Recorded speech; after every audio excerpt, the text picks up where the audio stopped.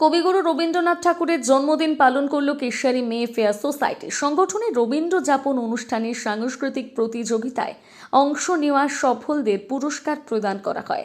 পাশাপাশি এদিন কেশিয়ারির মেয়ে ফেয়ার সোসাইটির পক্ষ থেকে এলাকার 5 জন সাংস্কৃতিক ব্যক্তিত্বদের সংবর্ধনা প্রদান করা হয়েছে।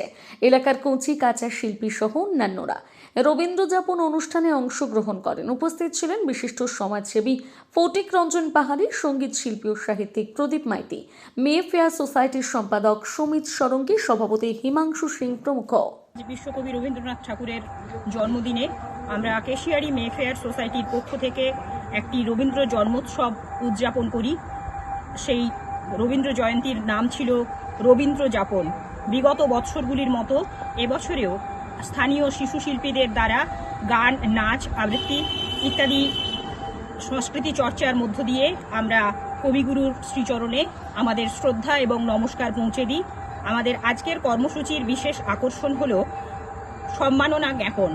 আমরা আমাদের এলাকার 5 জন বিদগ্ধ সংস্কৃতিপ্রেমী মানুষকে আমাদের মধ্যে আহ্বান জানিয়েছিলাম এবং তারা আমাদের মধ্যে উপস্থিত হয়ে এই সম্মাননা গ্রহণ করেছেন। আমরা সম্মাননা পত্র এবং ছোট উপহারের মধ্য দিয়ে তাদেরকে শ্রদ্ধা জানিয়েছি, যারা দীর্ঘদিন ধরে আমাদের এলাকার সংস্কৃতিকে সুস্থতার পথে পরিচালিত করেছেন।